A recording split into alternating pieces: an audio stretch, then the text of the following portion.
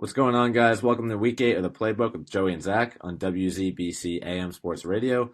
I hope this week has been a good one and hope everyone's doing well. Tonight, we'll start off by recapping last week's NFL Divisional Round matchups and give our picks for each of the NFL Conference Championship matchups for this upcoming weekend. After that, we'll get into some discussing the Celtics' two most recent blowout wins and probably get into some talk about the MLB Hall of Fame. David Ortiz was just inducted yesterday. He was the only one in the class. We'll get into talking about the guidelines and everything that goes into the MLB Hall of Fame vote and give our takes on that. At the end, we'll definitely have some time for some call-ins. We're leaving some extra time. Hopefully, we do apologize for the late start. We hopefully will have some time for some call-ins. I think we will. So give me a text at 617-596-3150, 617-596-3150 if you're interested in calling in. We actually just learned how to use the phone in the studio just a minute ago. So give me a text, let me know when you want to come on, then I'll send you the number that you call in on, and we'll go from there. But we're looking forward to it. Definitely come on. You guys have any questions, comments about any sport, any team, any takes, give us some. We'd love to discuss. Yeah, we'd love that. So let's get right into it. NFL Divisional Round took place. Four great games, honestly. Starting with the Bengals and Titans on Saturday afternoon and capping off with, honestly, probably the game of the year, with the Chiefs taking down the Bills 42-36 in overtime. It was a great slate of games over the weekend. Couple big upsets, too, with the Niners beating the Packers, Bengals, Titans, and Rams, Bucks. It was a lot of great games to see. But yeah, what were your thoughts on that first game, Joey, the Bengals-Titans? Yeah, it was a tough one. I did have the Titans taking that win. I expected a little more from Derrick Henry. I know he came off the injury. I think he came up with like 62 yards and 20 carries and a touchdown. But I expected the Titans to actually have a little more firepower. I get that obviously Derrick Henry had the injury and it's probably still plaguing him. But Tannehill did not look like the answer. Even though I'm a big Tannehill guy, I used to like him a lot when he's on the Dolphins. I just call him Tannegod, actually. 3 interceptions from him, very costly. They still only lost by 3 because their defense played well. But if Joe Burrow doesn't score a touchdown, you lose. That's just Joe Burrow had like 350 yards, but still, Tannehill, he had a tough game. It's ridiculous losing a game where Burrow doesn't throw a touchdown, but your 3 interceptions costed you. Mm-hmm. Sorry, both teams' defenses played great, honestly, that night. With Burrow not getting a touchdown, Tannehill only getting 1 touchdown and 3 picks, like you said. It wasn't necessarily a stellar performance from either. Joe Mixon had an okay day, but the Tennessee defense held up well. Their front seven is something special. Wyatt Ray, a BC guy, out there. And, it was a pretty slow game, to be honest. Watching that game, especially until the fourth quarter, it was 16-16. It was pretty much a slugfest. And then there was only 3 points in the fourth quarter being scored were the Bengals' game-winning field goal. Very slow game to start the weekend. But, it was kind of nice to see one defensive battle out of the 4 games. Jamar Chase did his thing, had a couple big catches in that game, getting 5 receptions for 109 yards. He played as expected. I'm happy for the Bengals. I kind of wanted to see them get that upset over the weekend. It's just fun to watch that team, Joe Burrow, Jamar Chase, Joe Mixon, a lot of flashiness on that team. Whereas the Titans, I do feel a little bad for them with Derrick Henry coming back and, a lot of excitement coming around that team being the 1 seed. Just watching them, something about watching the Bengals is just a lot more exciting than watching the Titans. I think it's just because of the way they play. One-dimensional offense. That's the thing. The most shocking game, the craziest game to me, the Bills-Chiefs game was probably the most exciting, obviously, but the most shocking was the Niners-Packers game because I thought the Packers would win the Super Bowl. They were set up perfectly last year. Yeah, that was your pick on the podcast. They were set up even better this year somehow and still lost at home, a home playoff game at Lambeau, losing a game and only scoring 10 points. The Giants with Daniel Jones, honestly, I think could score more than 10 points. We might give up more than 13, obviously, but we could score more than 10 points with the Daniel Jones healthy. That's ridiculous that Aaron Rodgers' offense only scored 10 points. Ridiculous. The Niners defense did look good. Obviously, Aaron Rodgers sold a little bit. Tough to see the Packers team go home, especially with their guy A.J. Dillon out there. You do hate to see that, but yeah, Aaron Rodgers has got to play better than that. 10 points against the 49ers definitely won't cut it, especially in the NFC Championship. If he only put up 10 points against the Niners defense, what is he going to do against the Rams? Star-studded defense out there with guys like Jalen Ramsey, Von Miller, Aaron Donald. So that should be a great matchup, though, I think, in the NFC Championship coming up, 49ers-Rams. But yeah, getting into that game, the Packers scored on their first drive and then never got a touchdown after that. The 49ers stayed strong. picking up a touchdown in the fourth quarter for the first one of the game. And then Robbie Gould hitting a field goal to win it all in Lambeau, too, which was crazy, in the snow. So yeah, it was a good game. Big upset. I mean, obviously I want the Packers to win, but close game. Every game is a one-score game. The NFL loves that. I'm sure every game this week will be a one-score game because that's just how things always shake out. But yeah, another thing was Deebo Samuel. He played very well. Another sensational electric game from him, 133 total yards and 2 touchdowns. He just does his thing every week. He took a couple of tough hits, too, and still got up, still played. I think a couple of times he went back to the sidelines and, still stayed in there and persevered. So I'm hoping next year the Giants kind of use Kadarius Toney in a similar role. I think Deebo, they're very similar players. Deebo obviously is in a better offense, better system. They obviously use him a little better, but I'm hoping Kadarius Toney next year, they, give him a step up, let him get some carries, just like Deebo Samuel does, some end-arounds, some streaks, some slants, some posts, mix it up, gets them to be a lot more dangerous on the field, and I'm hoping that's the Kadarius Toney role next year. But Deebo Samuel is the best player, though. He's unreal. Yeah, he's been electric this year. Picking up lots of rushing yards, lots of receiving yards, getting targeted in both aspects of the offensive game. It's really exciting to watch a player like that. Just as a casual fan of the 49ers, he kind of makes he's one of those guys that makes you want to watch the Niners if you don't have interest in that team anyways. So yeah, good game there, and then. Next game, Saturday, had a great slate of games. So it was Rams 30, Bucks 27. That game was kind of crazy because at halftime, the Rams were blowing out the Bucks. I believe it was 20-3. Yeah. And then, the Bucks came storming back, led by Brady. That was kind of the moment everyone was like, Brady is still the GOAT. I still think he is, obviously. But, it was like, Tom Brady's going to do this again. And, everyone believed it. Crazy to believe we were playing pickup basketball at that time. Yeah, shots up for Jameros. Big season coming up. We'll cover some games on there. Give you guys some recaps. Yeah, that's where we've been the last few weeks. Just balling. If we've been MIA, we got a big 2 intramural basketball seasons and an intramural pickleball season to be covered. So no Clippers too. Come on, I gotta wear the Clippers too. Joey loves his clips. When I ball, but yeah, true. Yeah, we got a big season coming up for that. I only saw like a little bit of that game, the Bucks Rams. I saw like the first half. Just about maybe a little bit of the third quarter, and then I left. Probably was still around 20-3. Mm-hmm. I left at halftime. By the time I left, I thought it was over, so went to ball. I thought so too. And then, but yeah, all of a sudden I see my phone blowing up, and it's my group chat from home. Like Tom Brady's the GOAT.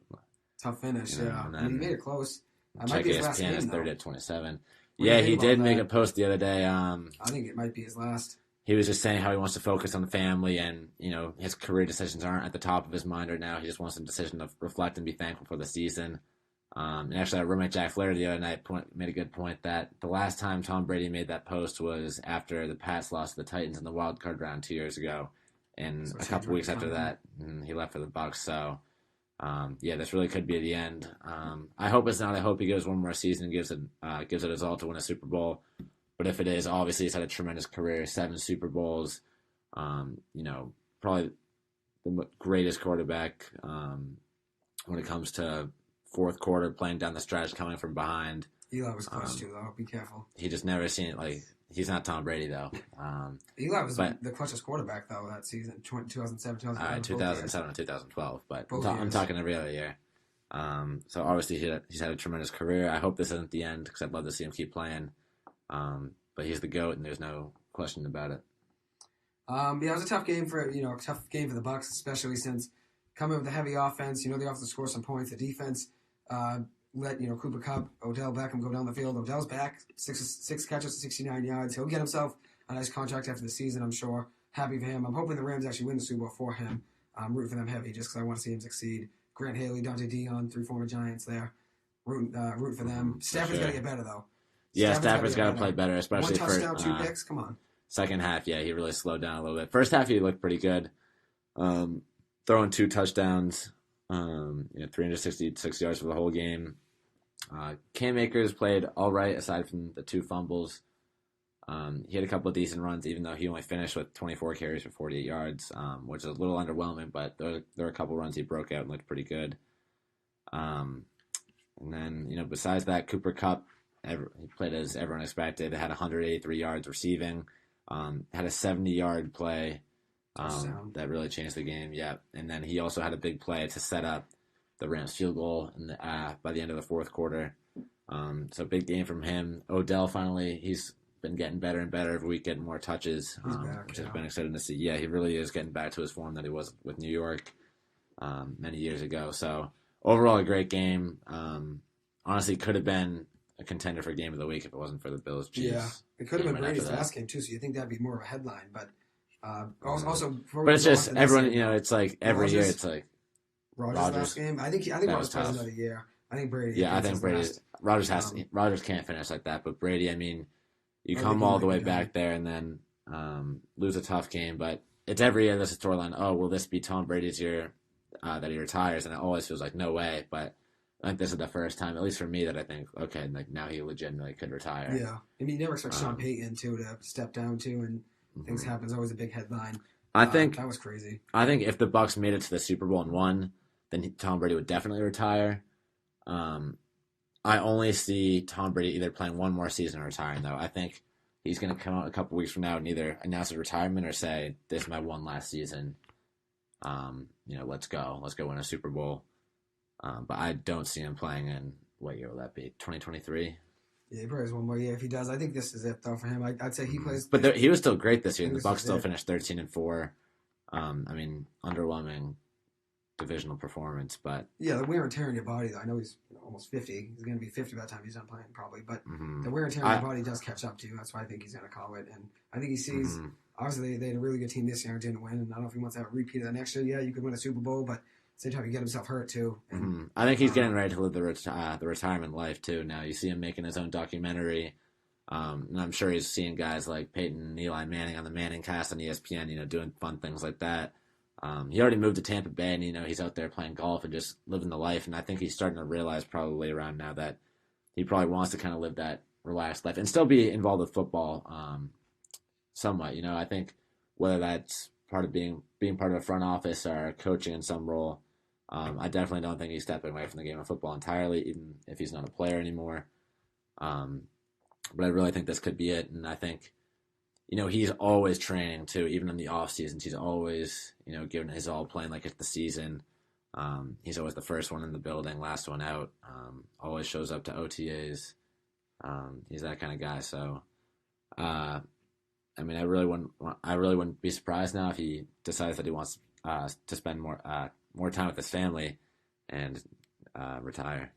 Yeah, we'll see what happens there. All right, move on to the next game. Bills Chiefs game of the year, probably maybe game of all time. It was nuts. It was one of the most exciting games I've ever seen. That was crazy. 25 points in the last 2 minutes of the fourth quarter and on, which was nuts. Mahomes was unreal in the last 2 minutes of regulation and overtime. 10 of 13, 188 yards, 2 touchdowns.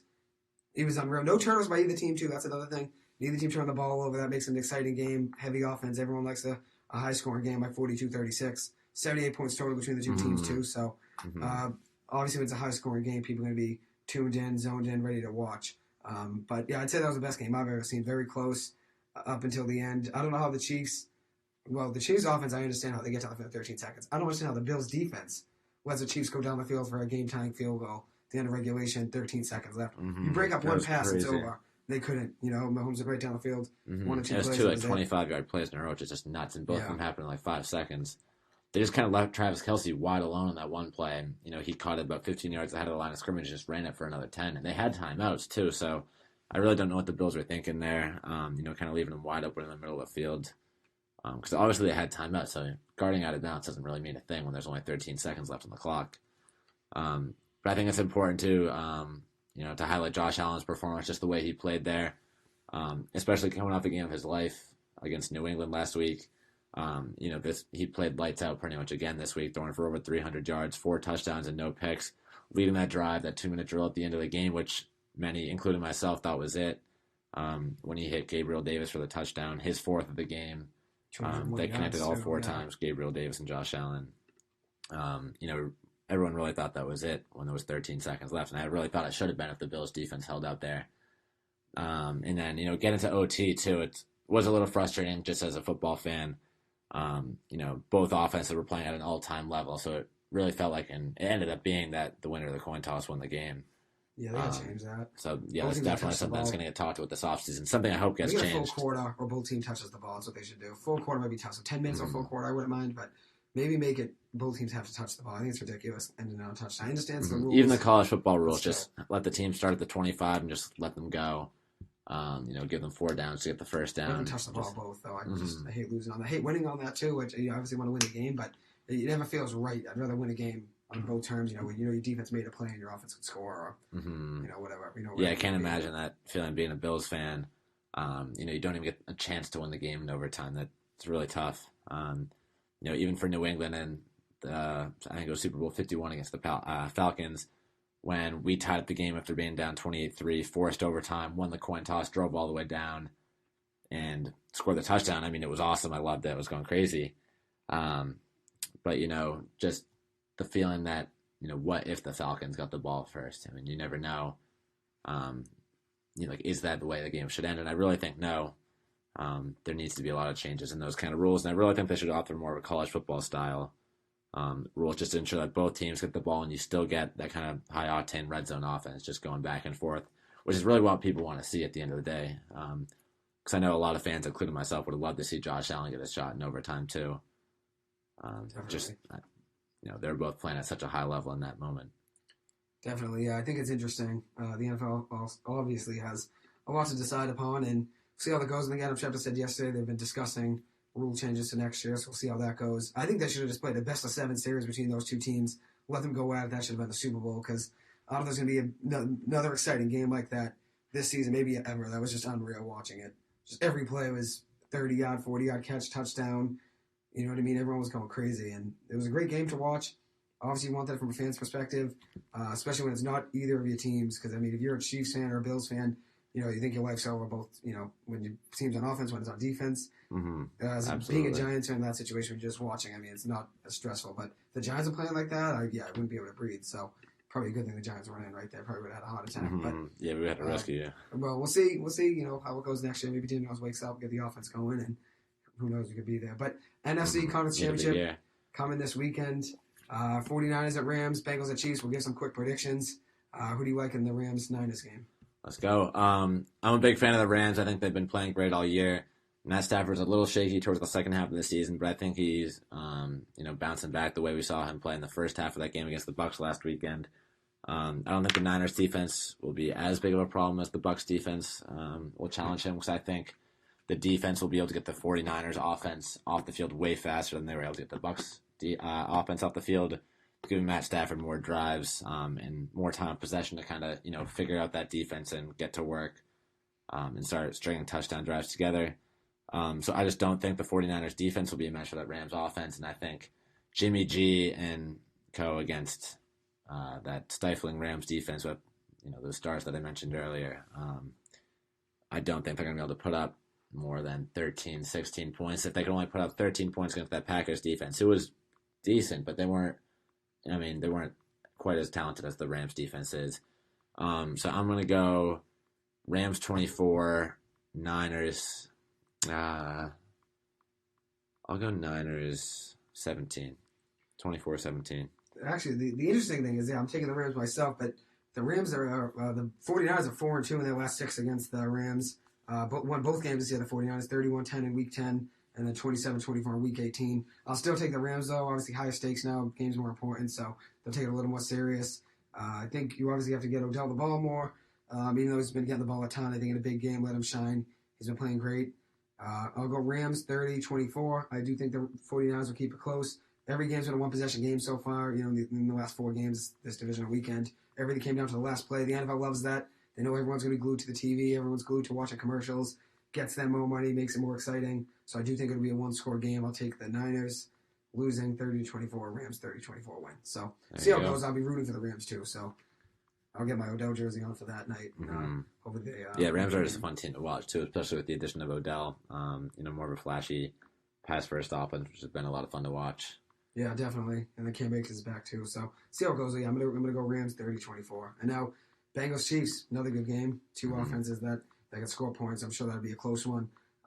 Chiefs were unreal in that fourth quarter and in overtime. Their offense was just unstoppable. The Bills' offense was unstoppable too, don't get me wrong, but the Chiefs having it be this big of a game, obviously having a chance at a Super Bowl. Obviously last year didn't go well for them with the offensive line. Now they're an improved offensive line. Travis Kelce, Tyreek Hill still there, ready to go. Byron Pringle even played well last game. I'm going to go Chiefs 27-23 over the Bengals. I think it'll be a close game, as I said, since the NFL loves them. But we'll see how it goes. What do you think? Mm-hmm. I think it's going to be more of a shootout. I mean, both teams having average defenses, but neither really standing out on the stat sheet. Both teams have super explosive offenses with Joe Burrow, Jamar Chase, Joe Mixon on the Bengals side, and then Chiefs, I don't even have to say. You saw the way they played in the fourth quarter of the last game. They were just unstoppable, moving down the field so fast. I mean, so many times that fourth quarter, it felt like. I think probably a lot of points will be scored. Realistically, I could see the Chiefs getting in the 40s as high as that number. And then Bengals, too, I think they'll be able to score in a similar fashion, but honestly, probably not quite as much as the Chiefs. So I'm going to go Chiefs 44, Bengals 38. Oh, high scoring. Yeah, I would love that. Mm-hmm. That'd be psyched. Yeah, that'd be another moneymaker. That'd be psyched. And another cool thing about that, too, if the Chiefs take it, would be we'd get a rematch of that Chiefs-Rams game back in November 2018 when that was the game of the year that year. A lot of people were saying when the Rams won 54-51 over the Chiefs. The Rams made the Super Bowl that year, and the Chiefs ended up losing in the AFC Championship to the Pats. That was a great game all around, and I know people, including myself, would love to see a matchup of that game. Yeah, definitely interesting to see. The NFL's got obviously a lot of viewers, and everything's been going up, so I'm sure they're psyched for four offenses that can score. Obviously, the Niners are the weakest of the four, but they can still put up points. So we'll see how it goes, though. Let's move on to the Celtics, though. Celtics coming off two big blowout wins. Obviously, not against the best teams. 53-point win against Sacramento. Win's a win. 29 against Washington. A win is a win. I want to beat better teams, be more consistent. I do too, but winning in that fashion against any team in the NBA, it's not an easy lead to win in. So, when you go in and beat the Kings by 53 and the Wizards by 29. No De'Aaron, though. It's still all right. You're still playing a team of NBA guys. It's not, beating. Yeah, it's a very. It's not beating the Nets or the Bucks, but it's still. Not talented, yeah. Yeah, you're still beating a team by 53. Yeah, so, if we could play like we did that night, we could beat anyone in the league. Let's see. Yeah, Tatum had a great game. That game dropping 36. When he's hot, this team's really on, and then when he's cold, his team can get tough to watch. Because we really have been inconsistent this season, a lot of ups and downs. Before those two big wins that we just had, we dropped two straight games at home, one against the Blazers and a close game last Friday night, and then against the Hornets last Wednesday as well. Those, yeah. Mm-hmm. Two teams that we definitely should have beaten that are around the mid-range of their conferences. That's the issue with this team. I'm still frustrated, a little confused on what we should do. I mentioned last week I do want Ime Udoka fired. I think I've seen enough. He makes a lot of questionable decisions down the stretch. We haven't really – every close game it seems like we're in, we can't really pull it out. We beat the Bulls 2 weeks ago in a thriller, 114-112. That was a great game to watch. That was really the last close win we had against a good team pretty much all year. So that's really crazy to think about. A lot of people are calling for big trades with the trade deadline coming up in 2 weeks. I really don't want to move Jaylen Brown or Jason Tatum. As much as I think this team needs kind of a fresh influx of players, I don't think there's any way we could get the value back in what either of those players is worth. I think that would be one of the worst mistakes ever, trading those two guys, just because they're both so talented and so valuable. Yeah, I get that. I don't think they can win together, though, so I don't see that. I think just changing the team around them needs to happen first. I think we've done it for 5 years, though. We've changed the team around them every single year for 5 years. But we haven't really had a good cast around them. We've never had a good big man. We need a defensive point guard, too. That should be priority one. A guy like – it's going to be tough to pull it off, but if we could ever put together a package for a guy like DeJounte Murray, I know he's probably pretty tough to get, or De'Aaron Fox even, Shea Gilgeous-Alexander, a couple of guys that names have been floated around a little bit, and some popular mock trades. I would love if we could get our hands on a guy like that without giving up Brown or Tatum. I think it'd be a perfect compliment for the two of them. Probably could get a defense-first point guard. I don't think this team can win together. I still don't see Tatum and Brown ever winning a championship. It's the same story every week. Every week or two, that is. You win a big game that you shouldn't win, and then you end up losing 2 games to the Spurs, just like you named the Hornets. You can't lose to teams like that, especially when, you get so much talent on the team. And this team's not. It is frustrating having consistent there. But I think it starts with coaching, too, because you see the lack of ball movement down the stretch, the lack of hustle on defense. That's because Tatum and Jaylen Brown don't want to pass the ball. But if you have a legitimate coach, not just, a player's coach or whatever, like Brad Stevens and Ime Udoka, someone who's really going to reinforce these habits, winning habits in these players. Honestly, I wouldn't mind having a guy Thibodeau, even if he'd be playing Tatum and Brown 40 minutes a night, they'd be giving 100% for a guy like that. But Ime Udoka or Brad Stevens, you never really saw them. No, they don't Never really disciplining the players at all. That's the thing. So I think it starts with coaching. I don't think, Brown and Tatum are being like that just because they can. Sometimes questionable shot selection and lack of effort on defense.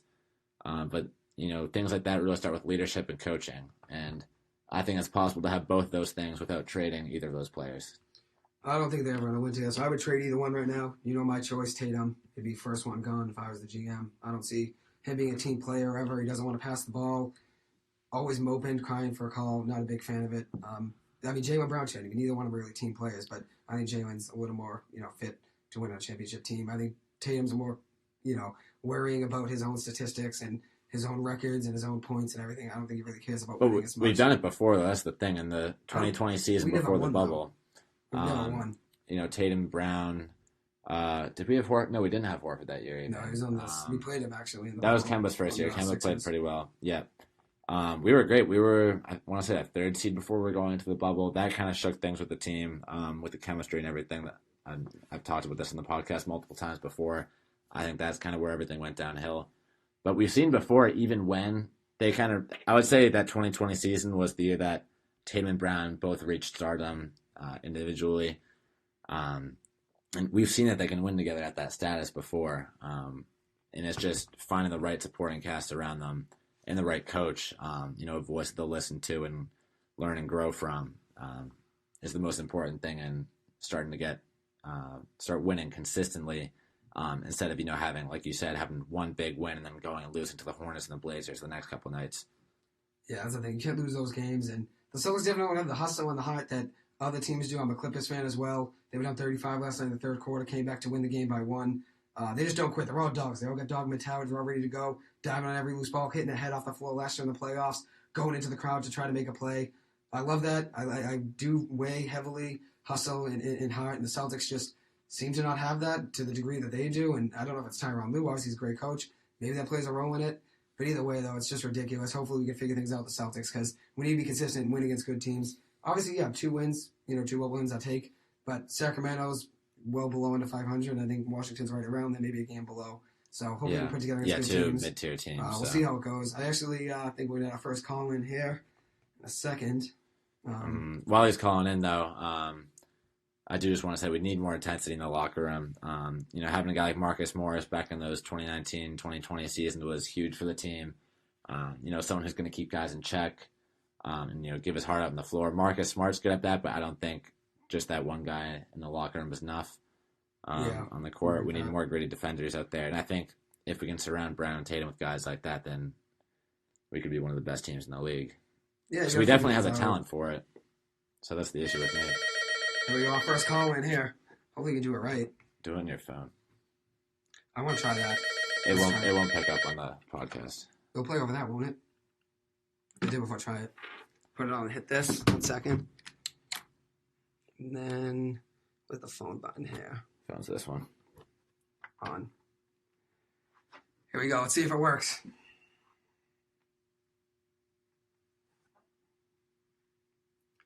Might have some technical difficulties here, but I'll have him call in on my phone, actually. Yeah, just 1 minute. Hold on 1 second. We have some technical difficulties. We tried to figure out earlier, but we're not really too technical with the whole studio and everything. There's a lot going on in there. Hold on 1 second. I'm getting it right now.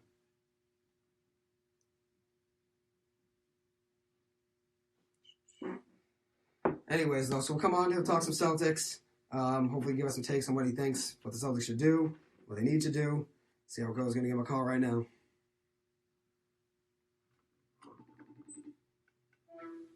What's going on, Unc? We have Frankie calling in from Norwell. What's going on, Unc? Frankie, how we doing? What's going on? I'm doing great, thanks. How you doing, guys? Doing pretty good. Doing well. Happy you're coming on. Happy to hear some of your takes. It's a pleasure having you on. He knows more sport. He knows more about sports than anyone. So having you come on is an honor. I appreciate that. I've been watching 150 years, so I get a lot of experience. There you go. You know your stuff. Let's hear it. Yeah, what do you want to talk about? Some Celtics, Red Sox, David Ortiz. Look at the Celtics, and people get all excited about the winning by 53 against a mediocre team at home. And they were talking about how great Marcus Smart was, even though he didn't score any points, he was a facilitator and this and that. Well, I mean, that's great. And, in a game in January at home. Yeah. What's going to happen in the playoffs? I mean, how are they going to get past Philadelphia and Brooklyn? I mean, if KG walked through the door tomorrow and magically appeared in that team, he could control Brown and Tatum and put them in the place that they need to be. Absolutely. But short of that, where does that guy come from? I mean, you can trade anybody you want. Marcus Smart,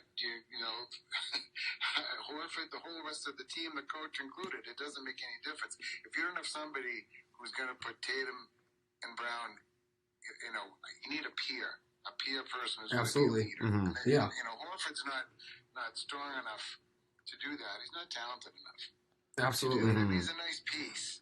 And good leader, I understand the complaints with the coach, and I know Brad, made this trade to, get this mid-level exemption, salary cap. Trade exemptions, we have a ton of those. What difference does that make? I mean, so we saved like $5 million. The playoffs, maybe the second one. They're not even in the playoffs, I don't think now, are they? Yeah, we're in the play-in right now. I want to say we're the 9 seed. Yeah, I think we're the 10, 9 or 10. So right outside. How are they gonna get past that? I mean, it's. I know that, Giannis ended up getting drafted at 15. And so, some magical thing has to happen. Somebody with that kind of talent has to absolutely. Them. Gotta find a steal. Yeah, it doesn't happen too often. And just like you said, the Sixers, Nets, Bucks, I don't see us really competing with any of those teams, especially in the playoffs. You're not going to win 4 games against any of those teams. I'm with you there. No one's covering Embiid either. So that's another thing. By himself, he could beat us.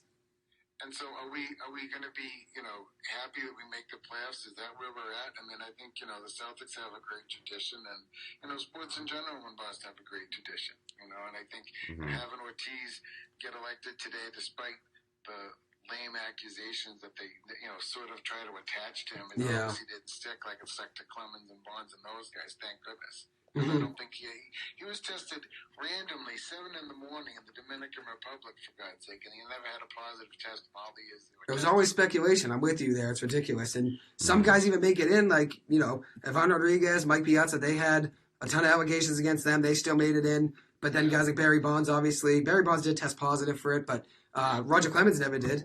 So you're not wrong about that. Exactly. And even... All right, so maybe instead of being a 364-game winner, he's only a 300-game winner. He's still a Hall of Fame. Oh, yeah. I mean, you can't write baseball without him. I mean, I know the criteria are pretty vague, and they have a lot of subjective, facets to them. I don't understand, how they can... Like, Dan Shaughnessy only voted for one player. Yeah, and they left the other 6 votes blank. You should, you should lose your vote. You come out and you say, I only voted for one player, and the one player was Jeff Kent. You covered Ortiz in Boston. You didn't vote for Ortiz. Ortiz is mad about it. Ortiz is mad. I don't blame him. I'm with you there. Yeah, Piazza and, Ivan Rodriguez still made it in with their allegations, and I don't understand. Barry Bonds, obviously, MLB home run leader, and obviously Roger Clemens has the most Cy Youngs ever. I don't know how you can write the story of baseball without them in it. I understand there's allegations, this, and that. Still one of the most important players in baseball history, both of them. You can't write baseball without them. And David Ortiz, too. I mean, happy he got in. He bet on baseball. I mean, oh my God. Now, all the major league teams are signing up with these sports gambling. Oh, yeah. And still he's the hit leader throughout all history in a time when there wasn't a DH. I mean, think about it. He was in the field the whole time. Absolutely. That's pretty amazing. Yet, he's not under consideration because he was such a hideous, horrible human being. I don't know anything about the man. But he's accused of betting on baseball. Maybe it was proved he bet on baseball. I don't know. I get that. Yeah, you never know. Change him on the field. If you say he's not going to be elected as a manager or a coach, but he's going to be elected as a player, whatever. That doesn't make sense to me. You're right. Pete Rose, it doesn't change the way he played on the field. Pete Rose, Barry Bonds, Roger Clemens, Kurt Schilling. I mean, he was even close last year and missed it by 16 votes. Just barely missed it. This year was a little more off. He missed it because he came out and said they shouldn't be allowed to vote. I want to have my name taken off the list. Well, I mean, these people are so petty that's all he needs is an excuse to take you off the list, and then you won't get in. You're right. If you can tell me that you won another pitcher besides Clemens or Schilling pitching in Game 7 of a World Series, I'd like to know who it is. You're right. You're right. You were the best to ever do it there. It's just ridiculous. And especially if you think about it, as I said, everyone gets a vote. All those guys get to vote. If you're leaving a blank ballot, I completely agree with you. You should lose your vote if you're leaving anyone blank. There's no Yeah, reason to for not sure. vote. Why are you leaving it a blank ballot? They said I mean, there's definitely not guys talent on that protested. ballot. Yeah. Exactly. They said guys protest the vote. Well, you're not going to have a vote that next year, right? How do you feel about that? Exactly. I agree 100%. I mean, somehow the voting got handed to the baseball rights. I mean, if they're not the fans, the fans should have a component of a vote. Like Absolutely. the All-Star game, and then they give the players the component of the vote. That's how they do it. Make a lot more sense. The Hobie Baker Award does that as well, where you break it down from the 40 candidates all the way to 10 through player vote, team voting and fans voting. That makes so much more sense. It's the same way. We watched. I can't remember which college game it was. The football game we were talking about. We're switching subjects a little bit. That's fine. No, I love it. We have a really good solution for the problem of the Bills not getting the ball in overtime. Absolutely. I mean, was it Alabama? I think Alabama was playing maybe LSU, maybe Georgia, but they went back and forth. They started on the 25, and then after 3 times, you have to go for 2-point conversion. Yeah, that's the new rule. Yeah. Yep, you're right. Yep, exactly. And, the NFL, probably thinks, well, if college thought of it, it's, we're too good for that. Well, then come up with a better rule than a coin toss. You're right. The Chiefs were livid that, Brady won the coin toss and beat them, in the AFC Championship. But it was fine when they won the AFC Championship and the other team didn't get the ball. So yeah, I mean they could at the least just make it so teams get the ball at least once. Just keep the rest of the rules the same and just say even if the first team scores a touchdown, then the second team should at least get a chance to match it. Yeah, why not? Makes it interesting. Exactly. Or in overtime you have to go for 2, something. Make it interesting. There's plenty of different solutions, but leaving it the way it is and just say, well, this is the way it's always been. Well, yeah, but there's too much riding on it. It used to be when there was honor and privilege and this and that. Talking about, Kelsey makes a fortune. He's going to make more of a fortune because the highlight's going to be from his next contract negotiation, him going out all alone down the seam with 13 seconds wide left, open, 8 seconds left. Yeah, there's no one in the area. That are unclear. Then he catches the ball in the end zone. We could be better than that. The Broadway Christmas football game. Oh my God! Right? Me and Chris would be out there killing it. Frankie too. I'm telling you. Well, I mean, I could have thrown the pass. Oh, absolutely. I could have thrown the pass. He is a cannon.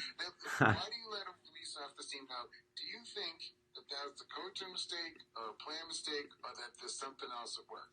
I think it's a coaching mistake because they were playing leaving the middle of the field open, knowing the Chiefs had timeouts, and you can never do that. If you know the other team has a timeout, you have to cover the entire field like they can still stop the ball. Yeah. They don't have to spike it. So yeah, they were kind of playing like they were only trying to to stop a Hail Mary. And you have to play else. conservative and don't give any yards. I'll tell you, it just looked suspicious to me. I sound like a conspiracy theorist. That was me before. Kelsey it was weird. How do you let Cooper Cup run past you? You're right. It wasn't one thing. It happened multiple times on one weekend where these ridiculous plays that shouldn't ever happen. And you say, well, they're all human and they can make mistakes. Yeah, but they're also the best athletes on the planet. Yeah, I agree with you. That's just like the Chargers and Raiders game that went down to the last second. The NFL talked about there's a tie all week, that both teams would go to the playoffs, and the NFL definitely did that on purpose. I agree with you there. It sounds like I feel like I'm the conspiracy theory believer, but that's the thing. They knew they brought it all the way down to the last second of that game, so everyone was glued to the TV and talking about this is history in the making. Everyone's watching, everyone's glued. They knew what they were doing. I completely agree with you. It may sound crazy to other people, but I see eye to eye with you there. And if we agree about something, that's when I know I'm in good company. I do just think it's weird too the way the Bills are playing defense at the end of the game. Absolutely. Millions of dollars, at stake. I mean, it's like when Brady got hit under the chin with the helmet from Von Miller, and then he gets that should have been right from the passer. It's helmet to helmet. Yeah, you're right. Yeah, for sure. And it's not a you've seen where a guy swats his hand and barely brushes the quarterback's face mask, but that's they call it. The rule is the rule. Absolutely. So instead of getting 15 yards for them, they get 15 yards against them. It was a 30-yard penalty. And Ben Hockey said, well, he used abusive language towards me. Yeah, well, I've seen it's easy to see when they say the F word. You see it a lot. Oh, yeah, say it every play. So I mean, you can't tell me that he was his delicate sensitivities were so offended by Brady's language after he's bleeding from getting the helmet to the chin. It's ridiculous. Yeah, no way. You're not wrong, but I just want to hear your take about David Ortiz. Obviously, a Hall of Famer, great. He was at the game 2013 with David Ortiz, game 2 of I think it was the ALCS, right, against the Tigers. We were down 5-1, or 5-1 it was. Oh, wow. He was there for the Grand Slam. Yeah. Talk about that environment. I'll never forget. Your father was sitting beside me. I turned to him and said, "He's going to do it." And I remember it was the first. The warm-up guy looked like he was going to be unhittable, and I sort of took it back. But I had faith that Ortiz had come through so many times before. The first pitch, he sort of like lunged towards the ball, full swing. The ball took off. We jumped out of our seats. I can remember the guys. I don't remember Torrey Hunter going over the fence because all I saw was the policeman's hands going up, and we're hugging and jumping everybody beside everybody else in the aisle. It was unbelievable. The most electric environment, I'd imagine. Yeah, that's awesome. I'd imagine. You saw a lot of David Ortiz games, long-time season ticket holder. He's probably saw most of the 541 home runs and 1,700 RBIs. I saw a lot of David, and the thing that was great about David is that he was great day in and day out. I mean, when the team was down, and again, it's a long season. It's hard not to take plays or at-bats off or whatever, but I mean, I never saw him give an at-bat away. I saw him be overmatched. Yeah. Strike out against a good pitcher. The next time he'd come up and he'd drill the ball off. Absolutely. I mean, it's inside competitor. It's what makes Brady great, and you can't measure that. These guys get all these measurables at the combine, but they can't measure that high. Absolutely. Yeah, for sure. What teammate they're going to be. I mean, it's the most important thing too. I'm thinking about your Giants, and I really hope that they're able to get a GM coach combination that will focus. I mean, they have some great weapons. If you start with the quarterback, yeah, he's a Dan Jones believer. They got the kid Tony you were talking about him being like Debo. Yep, he can be better. I think he's faster. He is faster than Debo Samuel. He is faster. He just used better. Yeah, you're right. Yeah, he's one of the fastest guys in the league. Offensive lineman. When I saw the national championship game, Georgia was like the Great Wall of China. Stetson Bennett was out there too. Yeah. you see the size of the guys blocking for the Georgia quarterback, and the defensive linemen on Alabama are not tiny by any. Well, they're all huge, 6'5", 6'6". They look tiny compared to the Georgia offensive linemen. It's like, I don't care what they run at the combine. I mean, how many times your offensive lineman going to be down? I want my tackles to be able to block interior and around the edge. Absolutely, you're right. Yeah. And he's actually a Daniel Jones believer. He's actually him and my father were the first ones. He actually was one of the ones that convinced me. Him and my dad, which I was like Daniel Jones. I wasn't all in completely, but in the last year and a half, I've been all in. And he was my uncle's been one of them that support him through the thick and thin. The third fastest run in the NFL. Yeah. A year ago. He did. You're the kind of town. I would never run the quarterback draws and the design runs that they do for Josh Allen because I just think you're asking Josh Allen to get killed. I know the kid's 6'4" and 220, and somebody 6'5", 260 is going to hit him. You're right. I mean, I just think it's you don't want that for your quarterback. It caught RG3, and it even hurt Lamar this year too. Lamar got hit a couple times, missed like 4 or 5 games because of it. You're right. It's a dangerous game, and running a guy over the middle, never the best idea, especially once you're starting quarterback because seeing what the Giants had in the backup position. We weren't going to win. Yeah, a lot of times it's just not worth it, those runs. How many quarterbacks have a real chance to take their team to the playoffs starting off? Maybe 20 out of the 32. Yeah, you're right. Yeah, you can eliminate teams right away. And then 10 of them get hurt. So then you have 10 that are left over. Look at the quarterbacks that are all left. I mean, there's no slouch quarterbacks left. There's a reason for that. They're all good. You're right. All good. Gave up the next 3 drafts to get Stafford. Absolutely. That's it's what the same quarterbacks that are going to stay healthy every year, too. Your boy Brady. Protected well, yeah. Both of your boys, Brady. You guys both love him, so I know obviously him staying healthy is always most important. I've started going to TB12, the body coaches there. They really have a great program about getting you, fit and getting you flexible, and it makes a big difference in your everyday life. And so I think he's discovered that at the right time, and I think it's going to be hard for him to walk away. I heard an interview from last year, and he said, well, now that you've won, would you go? He said, well, it's really hard to walk away when I love what I'm doing. I know all the defenses, and I never felt better. I mean, I figured out how I'm not sore after a game. I do all my pliability in my work, and I feel perfectly fine. And so I have plenty of time off in the off season. My wife would like me home some, but she doesn't want me home all the time. Yep. Yeah. That's it. That's it. He still played very well this year too. I actually had him in fantasy. brought me to the playoffs. With Yeah, no still had a talent. great year. Led the Bucks to a good 13-4 record. So He didn't brought me really to the ask for much playoffs. better. He brought me to the playoffs in fantasy. I didn't win, but he brought me there. Had a great season. I don't think it's 100% he's done. I just feel like it could be. That's why I went with my gut. But I do think he can go one more. I mean, I think the league would really suffer. Yeah, it's like Yeah, if LeBron absolutely. leaves. If LeBron ever retired. It just wouldn't be the same. National TV every week. Who's going to stay home and watch whoever else they put out there? They're not going to get Jameis back, huh? Keep Brady in there if that's the case. No, I don't think Jameis is coming back, unfortunately. I know, yeah. It's But tough. I mean, there's other guys now that have the same effect as Brady almost. Yeah. In terms of popularity, guys like Mahomes, Josh Allen now, even Joe Burrow's getting up A lot of there good quarterbacks. in terms of Yeah, but I mean, fame. who's going to win the MVP for this year? Aaron Rodgers is my vote. Probably, yeah, for the regular season, Aaron Rodgers. What do you So, think, though? I want to hear your take on that. Could be Brady. Brady has so many weapons, so people take it for granted. Well, anybody could do that. Well, that's not true. A lot of people have weapons and they don't, can't get it there. I mean, I think, you're talking about Joe Burrow. If he was Good out on candidate. his butt 11 times, how many times he get sacked? In there? Nine. Nine, yeah. 9 A times. ton. Or 9. I mean, We could have got in there. Never been sacked. I mean, I hope that the Cincinnati coaching staff will devise a better plan to keep him upright. Because I think Jamar Chase is as dynamic and uncoverable a receiver as there is. I mean, who's going to cover him? I mean, how are you going to cover him? Yeah, no one on the Chiefs, really. Midfield and over the top.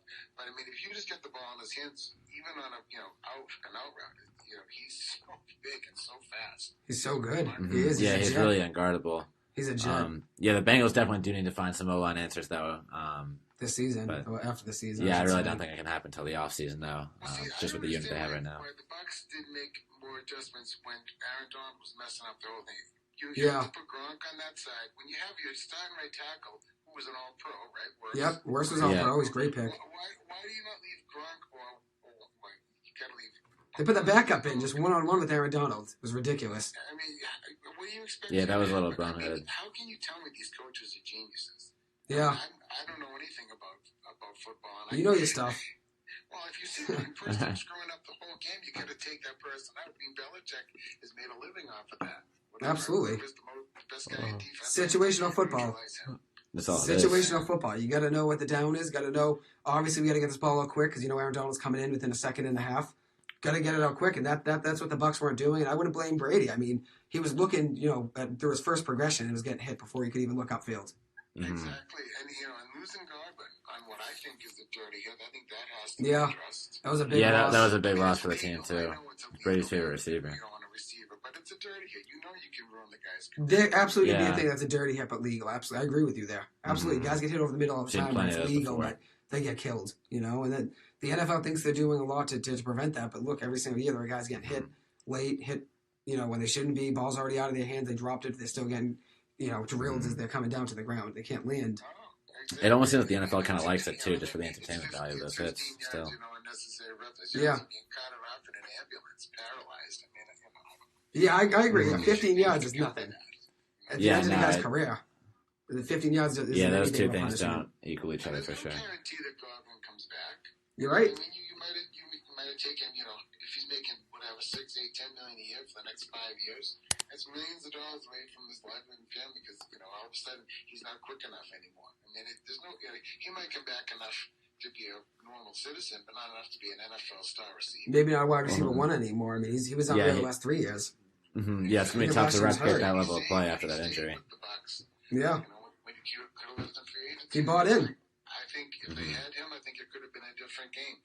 But again, Cooper Cup goes behind you. At the end It's of ridiculous. It doesn't make sense. We could have ran our go route. Yeah. Me and Chris could have ran that go route. Me and Kyle, we could have thrown a touchdown on that play. Our flag football team could have covered that one. Was Cooper Yeah. Cup from behind after the catch? Yeah.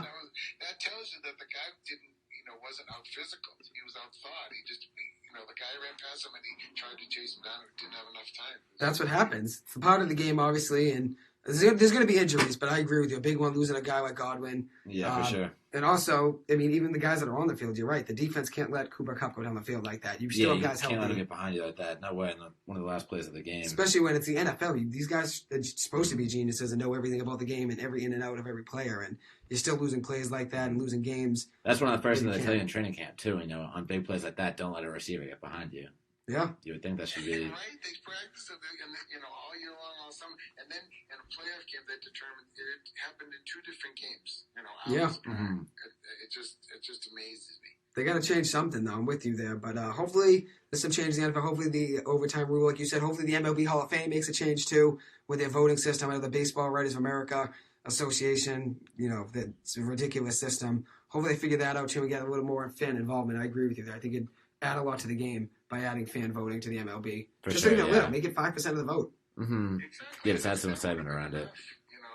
For Schilling last year. Bonds, too, probably even. Who knows?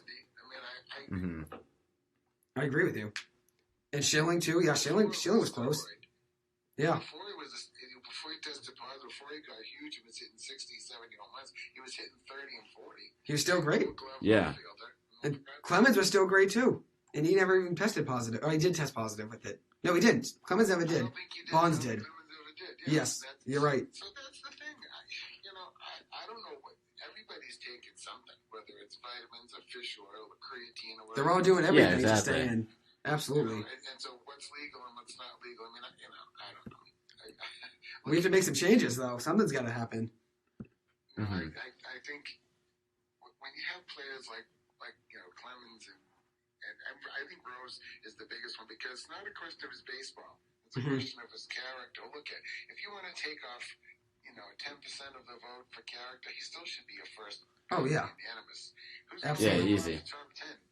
Yeah. The hits leader for all time with no designated hitter. I just don't understand it. Now, look at if you want a role model, find a spiritual leader. I don't know. I don't think. I agree with you. Hopefully something Yeah. changes. They need something different. Yeah, we need something to. They might need change you in those there rules. to implement some changes in that MLB system. But you know what I mean? We'll see how it goes. But thank you so much for coming on. It means a ton. Yeah, thank you so much. It's definitely a pleasure hearing all your Appreciate it. takes. Hopefully have you come on again anytime you want. Any topic, any sport, any team. We'd love to have you. You're always welcome. And having your insight means the world. So thank you so much. Absolutely. Thank you so much for listening, too. Yeah, thanks for coming on. All right, you're the best, Dunk. Have a good night. Take it easy. You too. All right, bye-bye. All right, and with that is the conclusion of another great episode. Thank you guys so much for listening. We have a lot of fun doing this, and I'm glad to have another week in the books. Yeah, thank you guys for listening. Quick shout out. My boy Eduardo at the front desk works security for BC in 2000 Commonwealth Ave. He's the GOAT. Best guy that's Yes, worked he at, is. best guy I've met that works at BC. BC's definitely lucky to have him. He's the man, he's the myth, he's the legend, he's it all. And I definitely look forward every single day to seeing him and being able to have a conversation with him because he really is the man. So just have to give him a quick shout out. He listens to our show every week. For sure. Always been a big fan, so definitely got to show him some love and some respect. He's also from Boston too, so not many people are from the city itself around here, and I'm happy he's one of them. You know what I mean? He knows I'm from Southie too, so we had good conversations about that, which has been lit. But anyways, thank you guys so much for listening. As Zach said, another great week. We'll be back on next week, next Wednesday night from 7 to 8. We'll be talking about the Bean Pouch. It'll be a week after that, in the NBA trade deadline, which will be a week after that as well. Hopefully we'll see how that goes, but thank you guys again. And one more quick shout out to Loftus family, my family for listening. Tommy, thank you. And shout out Unk, thank you again for coming on. Really appreciate it. Have a great night, guys. Thank you.